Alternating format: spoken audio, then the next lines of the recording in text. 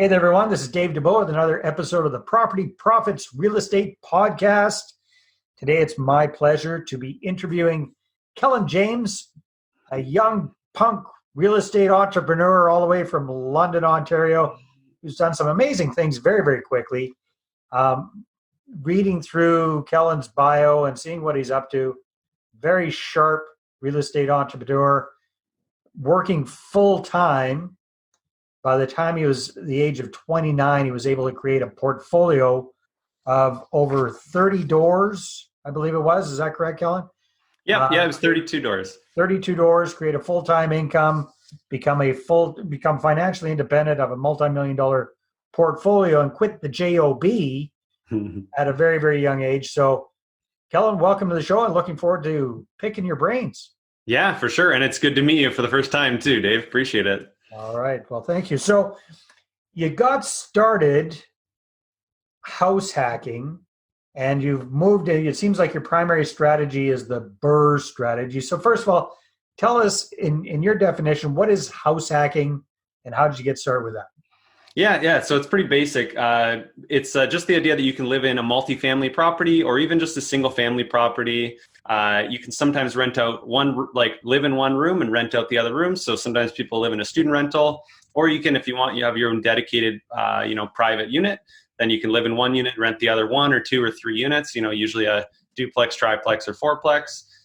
In a perfect world, when all is said and done, the rental income from the other units is enough to pay for your mortgage, property taxes, insurance, and utilities, and you're able to live for free in that property, which really helps your debt service ratios, helps you continue saving your income from your day job or whatever it may be, and continue acquiring real estate from there.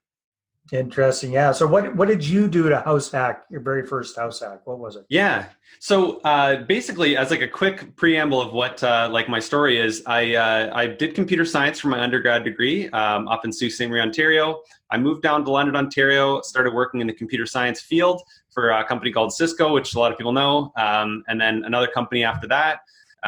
Saved up around 120 grand just by living frugally, paid for my own school, all of that. And then bought my first property, which was the house hack with 5% down.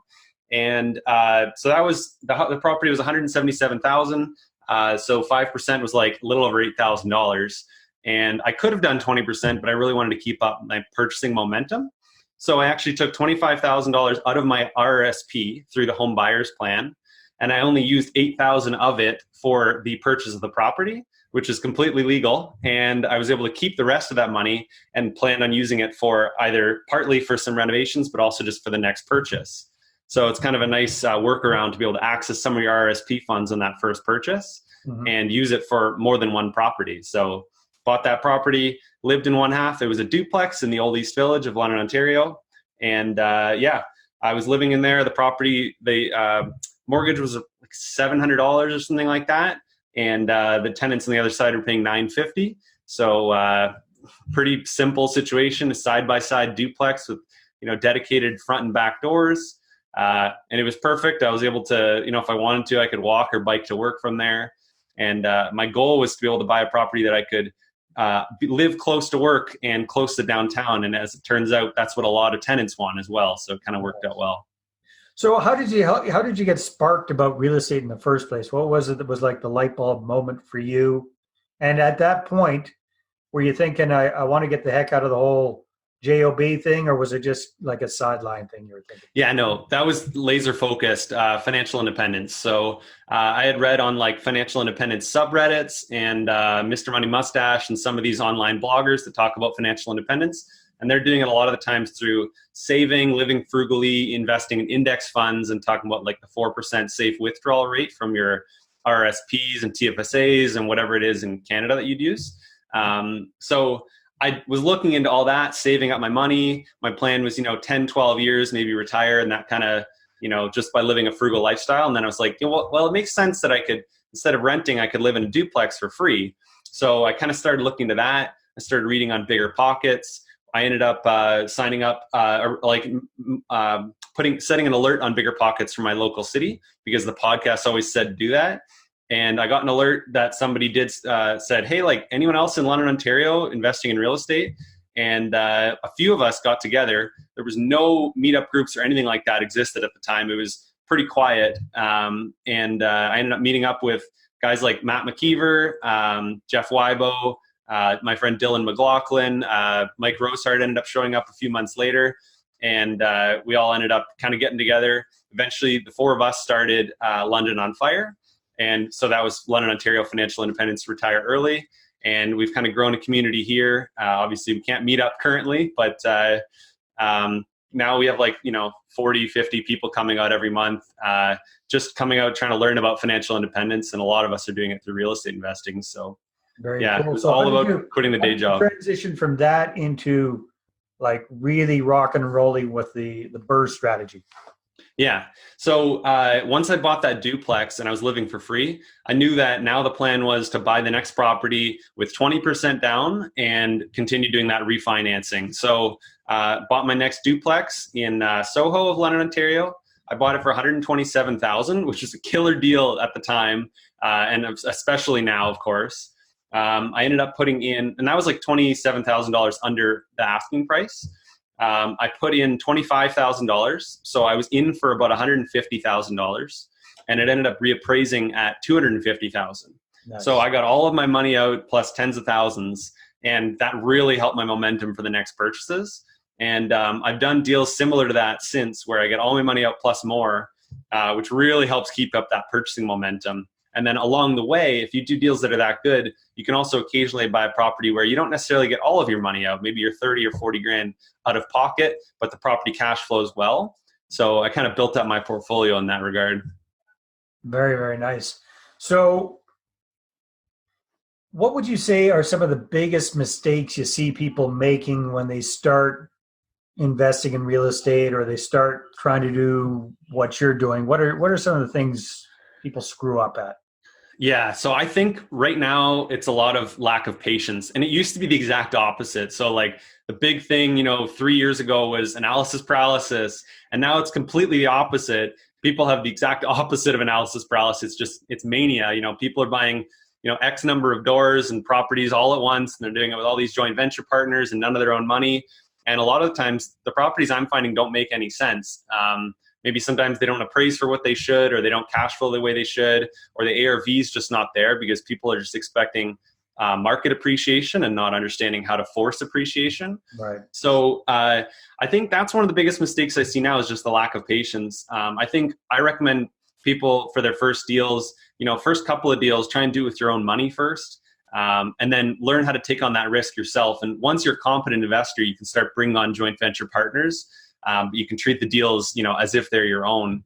But honestly, if you do a couple of BRRRRs yourself and you get all of your money out, or all your money and more, or something like that, you're very quickly going to see that you have serious purchasing momentum, and they don't actually necessarily need to bring on external capital and give up equity. Like any business, ideally, the more equity you can maintain, the better. So if you can keep up purchasing momentum and maintain 100% ownership, you have fewer relationships to manage.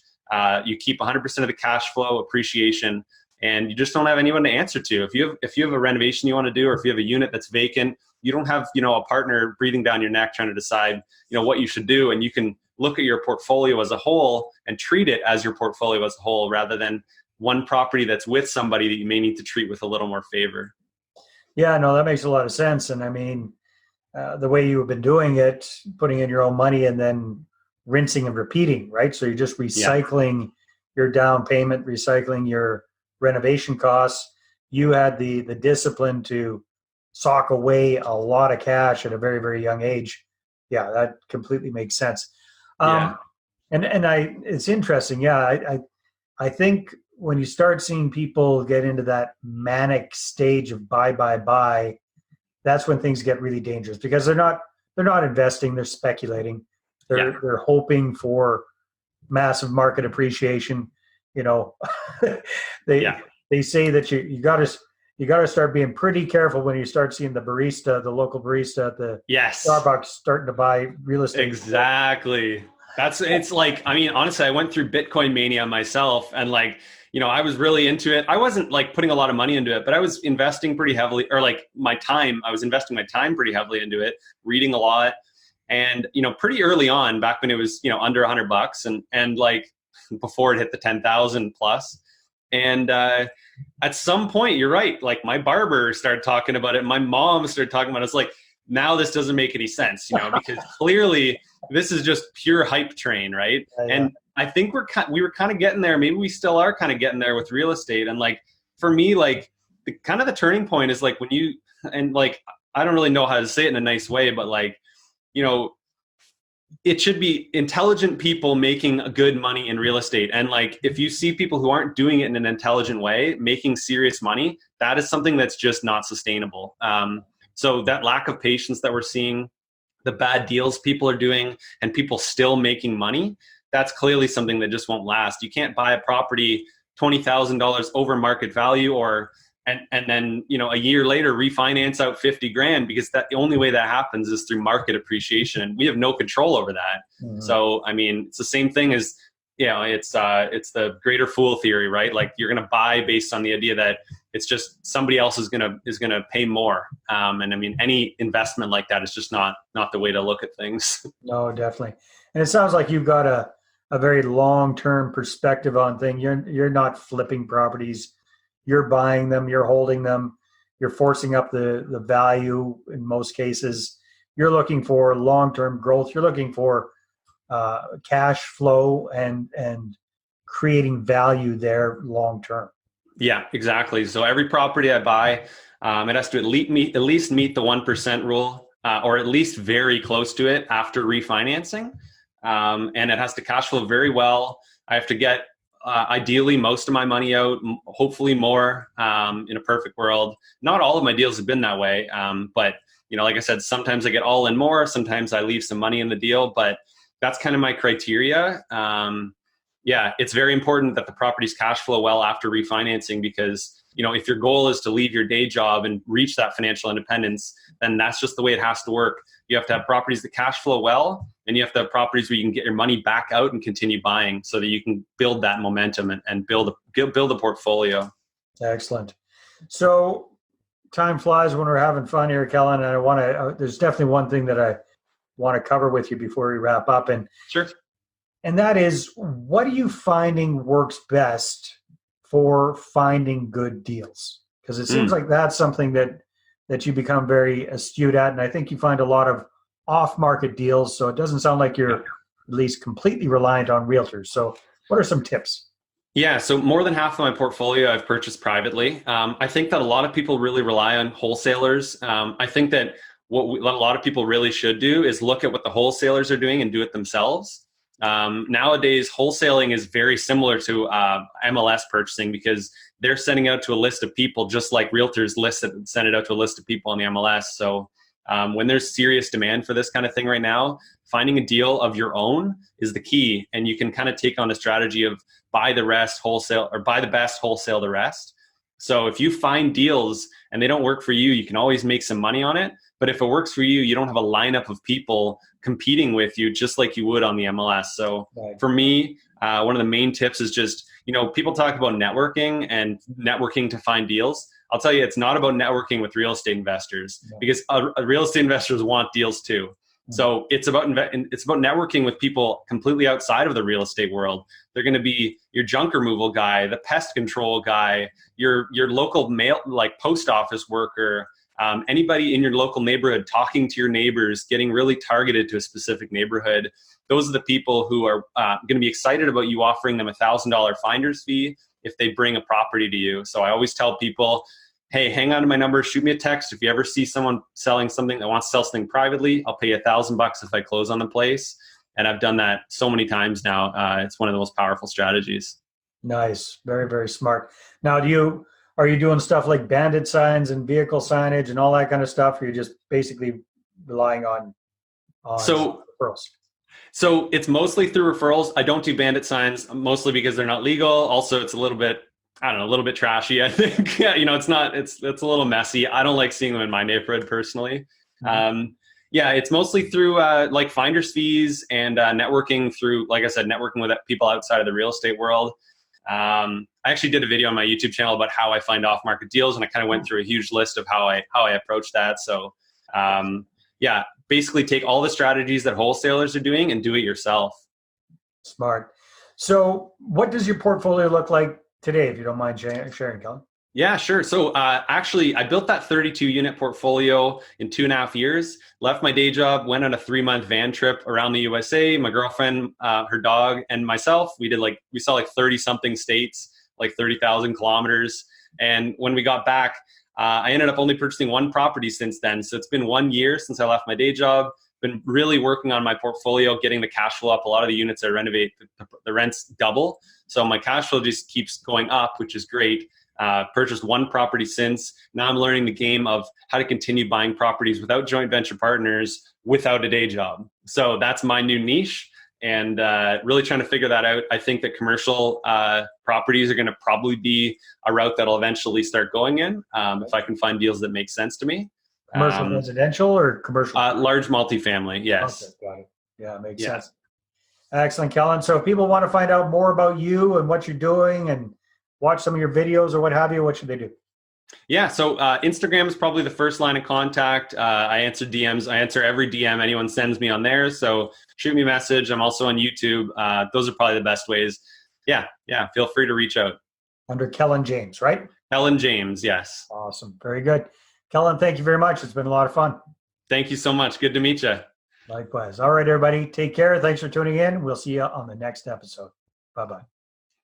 Well, thanks very much for checking out the Property Profits podcast. If you like what we're doing here, please head on over to iTunes, subscribe, rate us, and leave us a review.